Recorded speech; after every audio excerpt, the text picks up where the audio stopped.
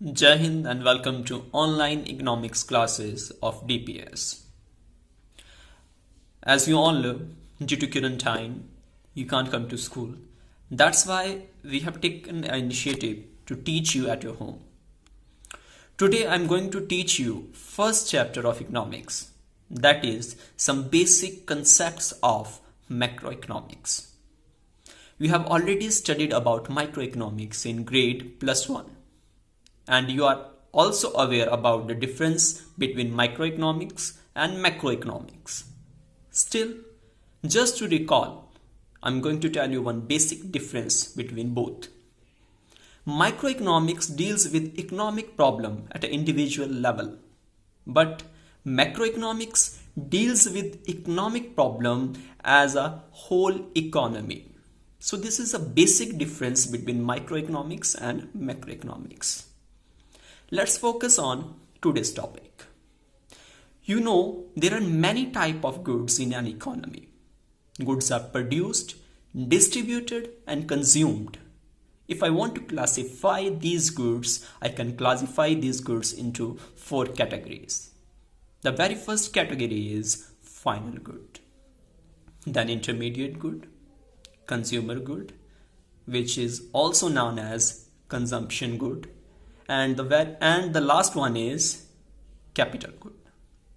First of all, we will discuss about final good. Final goods are those goods which have crossed the boundary line of production, are ready to use by the final user. Now one may ask, who is a final user? So final user is a consumer or a producer. And final goods can be split into 2 categories. The very first category is final consumer goods, which are consumed by a consumer to satisfy their wants. Example of these goods are bread and butter, milk, veggies, all the things which we consume in a daily life. And expenditure on such goods is known as consumption expenditure. And the second category of final good is final producer goods. These goods are consumed or purchased by producer. They use these goods as a fixed asset in process of production.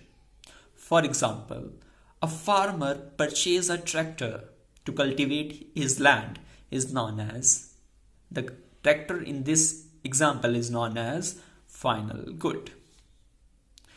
So expenditure on such goods is known as investment expenditure. If we combine both expenditures, means consumption expenditure plus investment expenditure, it will be equal to final expenditure on final goods. So this is whole about the first category, that is final goods.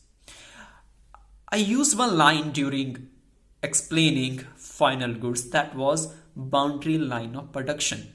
What do we mean by boundary line of production? It means value is not yet to be added to these goods if these goods have crossed a boundary line of production. If these goods are in boundary line of production, it means still value is still to be added. Now let's discuss the second category, that is intermediate goods. Intermediate goods are those goods which have not crossed the boundary line of production and value is still to be added to these goods. And these goods are not ready for the final use. These goods are purchased by firm in the form of raw material, or they purchase these goods to resale, for resale to other firms. Expenditure on such goods, intermediate good, is known as intermediate consumption or intermediate cost. There is a problem Same good can be a final good or intermediate good. Then how will we differentiate between both? So if you want to differentiate between a good as a final good or an intermediate good, then you have to focus on the end use. If the end use of good is for final consumption or direct satisfaction of need, that good is known as final good. If final use or end use is not for the direct satisfaction, or these goods are used in further production, then these goods are not final goods. These goods will be intermediate goods. Let's understand it by an example.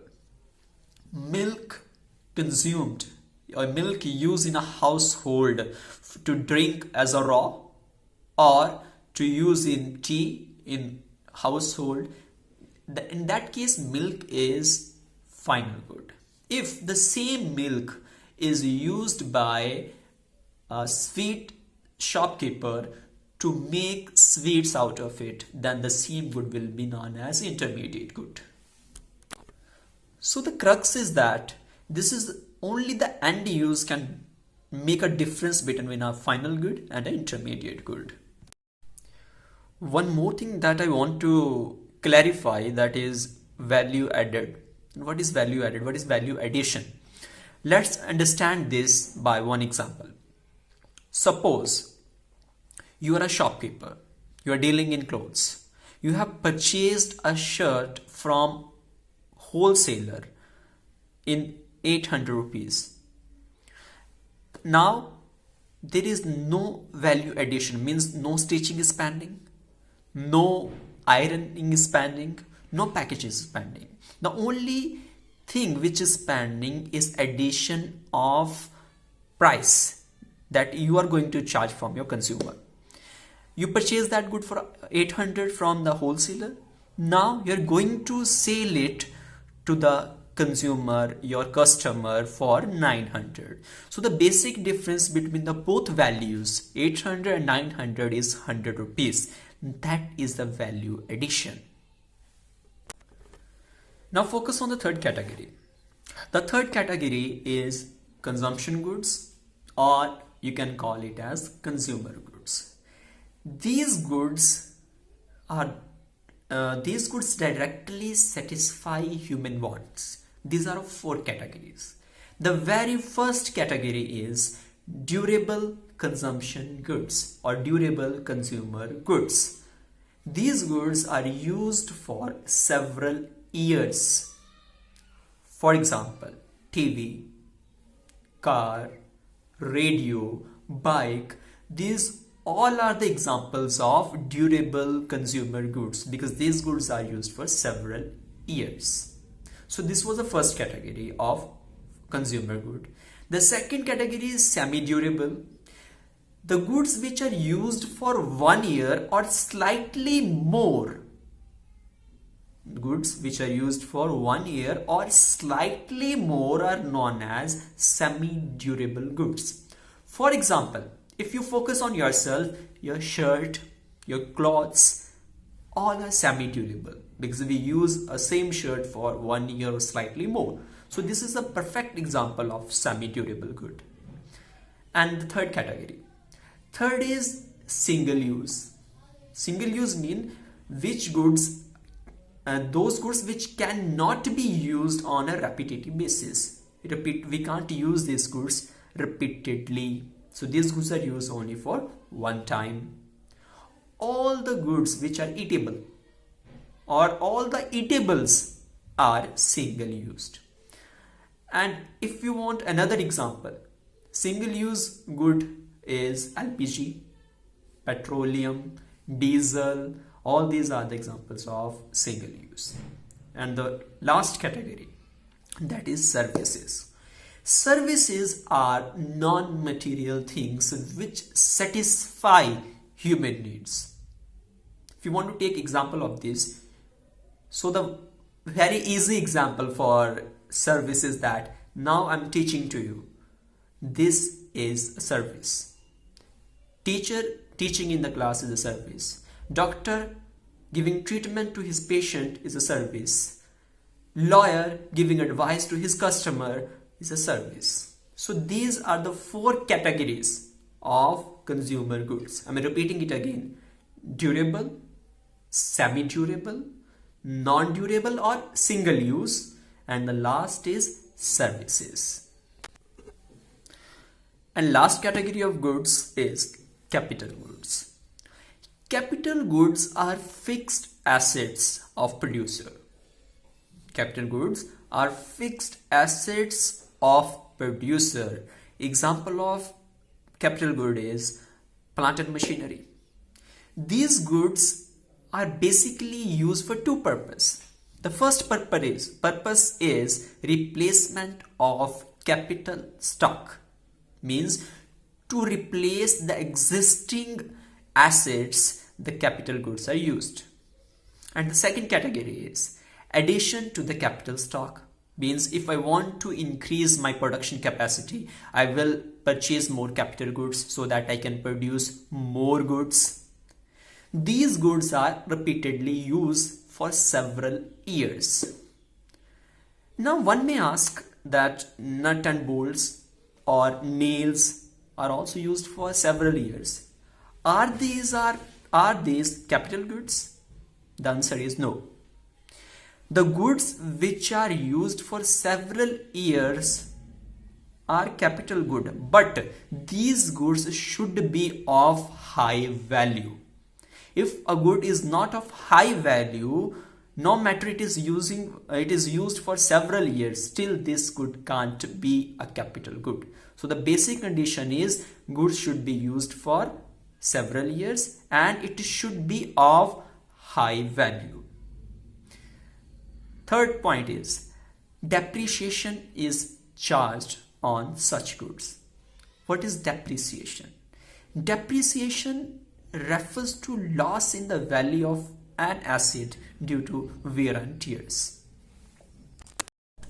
As we have done with all the categories of goods, let's differentiate between the first two categories, intermediate good and final goods. Intermediate goods have not crossed the boundary line of production, whereas final goods have crossed the boundary line of production. Point number 2. Intermediate goods can be used as raw material, but final goods cannot be used as raw material. Point number 3. Intermediate goods are resold for profit, but final goods are not resold for profit. Point number 4. Value is yet to be added to the intermediate goods, but this is not the case in final goods. And the last point, last and most important, while calculating the national incomes, final goods are considered, but intermediate goods are not included in national income. So this is for the day. Hope you have enjoyed the video, you have learned from the video. Stay home, stay safe. Jai Hind.